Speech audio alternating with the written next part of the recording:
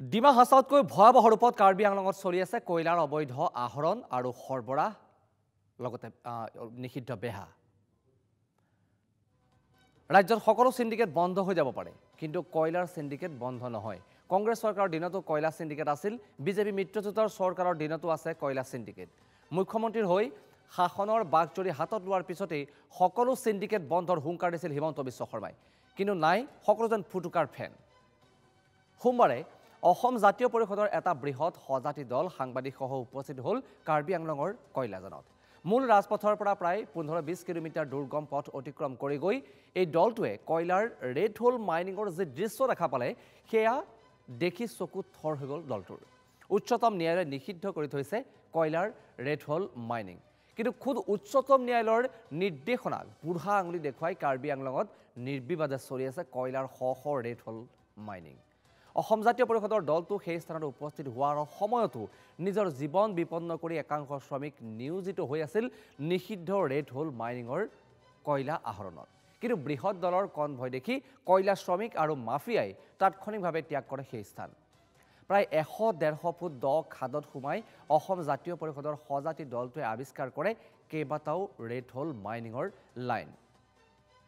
আটাইকেইটাই সক্ৰিয়। শুনক মন্তব্য। অসম মাটিৰ বুকু চিৰাচিৰ কৰি কেনেকৈ প্ৰাকৃতিক সম্পদ লুণ্ঠন কৰি থকা হৈছে এয়া তাৰ চাক্ষুষ অভিজ্ঞতা আপোনালোকৰ সন্মুখত। মুখ্যমন্ত্ৰীয়ে কয়, ডাঙৰ ডাঙৰ বিজেপিৰ নেতাসকলে কয়, চৰকাৰৰ মানুহে কয় যে অসমত ৰেড হোল মাইনিং নাই। আমি আজি আপোনালোকক দেখুৱাইছোঁ যে এয়া rat hole, live rat hole mining. এয়া আজি ৰাতিপুৱা কয়লা খান্দি লৈ যোৱাৰ আপোনালোকে চাক্ষুষ অভিজ্ঞতা আপোনালোকে দেখিছে। লেবাৰে কাম কৰি আছিল, তেওঁলোকে পানী খোৱাৰ গেলন সেইটো পৰি আছে, চাওক পানী খোৱাৰ গেলন। এতিয়াও ৰেড হোল মাইনিং চলি আছে।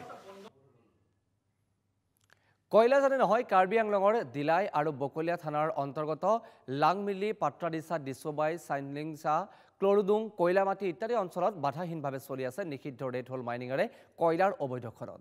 অসম জাতীয় পৰিষদৰ দলটোক নেতৃত্ব দি সেই স্থানলৈ লৈ যোৱা স্থানীয় নেতা জন ইংটি কাথাৰৰ অভিযোগ, নিষিদ্ধ ৰেড হোল মাইনিঙেৰে চলি থকা কয়লাৰ এই অবৈধ খনন, আহৰণ আৰু সৰবৰাহৰ আঁৰত আছে মুখ্যমন্ত্ৰী হিমন্ত বিশ্ব শৰ্মাৰ অতি ঘনিষ্ঠ তথা কাৰ্বি আংলং স্বায়ত্তশাসিত পৰিষদৰ মুখ্য কাৰ্যবাহী সদস্য তুলিৰাম ৰংহাং। মুখ্যমন্ত্ৰীৰ ঘনিষ্ঠ হোৱাৰ বাবেই ন্যায়ালয়ৰ অৱমাননা কৰি তুলিৰামে চলাই থকা কয়লাৰ এই অবৈধ বেহাৰ বিৰুদ্ধে কোনো ব্যৱস্থা নহয়। Our Assam government, under the leadership of Himanta Biswa Sarma আৰু তুলিৰাম ৰংহাং, এই গোটেইখিনি কাৰ্বি আংলং মাটি সব নষ্ট কৰিছে। মানুহবিলাকৰ লাইফ সিকিউৰিটি একেবাৰে নাই।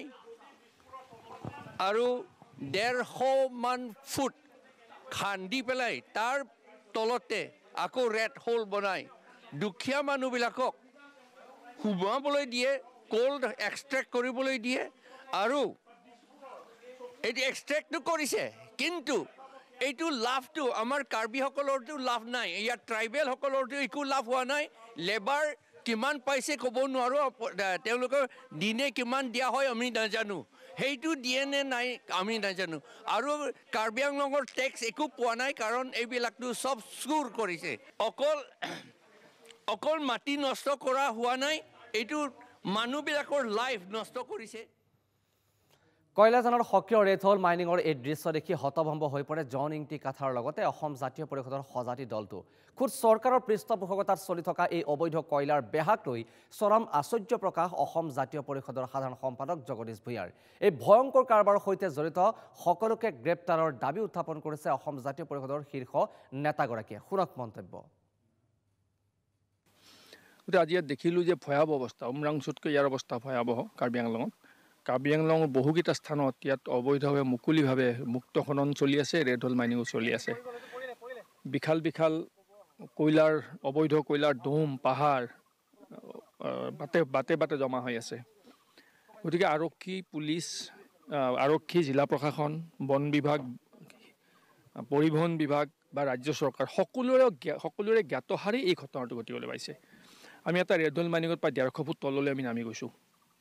তাত আমি 5টা ৰেড হোল মাইনিঙৰ 5টা লাইন আমি দেখিলোঁ গতিকে এছাম অৰ্থ পিপাসু দিন ডকাইতৰ অৰ্থ লালসা পূৰাবৰ বাবে শ্ৰমিকৰ জীৱন বিপন্ন কৰি তেওঁলোকক গাঁতৰ ভিতৰলৈ জীৱন বিপন্ন কৰি মৃত্যুমুখলৈ ঠেলি দিয়া কাৰ্বি আংলঙৰ এই অবৈধ কয়লা বেহাক লৈ মৌন অসম খনিজ উন্নয়ন নিগমৰ পৰিচালন সঞ্চালক নটৰাজন আনন্দ মৌন অসম ৰাজ্যিক প্ৰদূষণ নিয়ন্ত্ৰণ পৰিষদ অথচ কয়লাৰ অবৈধ খননৰ বাবেই মৰণ ফান্দত পৰিণত হৈছে ডিচোবাইৰ চাইনিলাংছো আৰু কয়লা মাফিয়াই পাহাৰবোৰ খান্দি মৰুভূমিত পৰিণত কৰাৰ বাবে ভয়ংকৰ প্ৰদূষণৰ কবলত পৰিছে বৃহৎ এলেকা এটুপি বিশুদ্ধ খোৱা পানীৰ বাবে হাহাকাৰ কৰিবলগীয়া হৈছে স্থানীয় লোকসকলে উমৰাংছৰ কয়লা খনিৰ ট্ৰেজেডি লাহে লাহে মানুহৰ পাহৰণি গৰ্ভত সোমাই যাবলৈ ধৰিছে 6 জানুৱাৰীত উমৰাংছৰ কালামাটিৰ 19 নম্বৰ খাদত হোৱা দুৰ্ঘটনাৰ পিছত 4 শ্ৰমিকৰ মৃতদেহ উদ্ধাৰ হ'ল যদিও চৰকাৰীভাৱে প্ৰকাশিত আন 5জন শ্ৰমিক আজিও উদ্ধাৰ নহ'ল কিন্তু বেচৰকাৰী তথ্য অনুসৰি উমৰাংছৰ সেই খাদত প্ৰায় 20জন শ্ৰমিক আছিল কেইটামান পানী সিঁচা পাম্প লগাই খাদটোৰ পৰা পানী নিষ্কাশন কৰি থকাই হৈছে কিন্তু যিমানে পানী উলিওৱা হৈছে সিমানে অধিক পানী সোমাই গৈছে খাদটোত আবদ্ধ শ্ৰমিকৰ উদ্ধাৰ সম্ভৱ হ'বনে সেয়া এতিয়া সন্দেহৰ আৱৰ্তত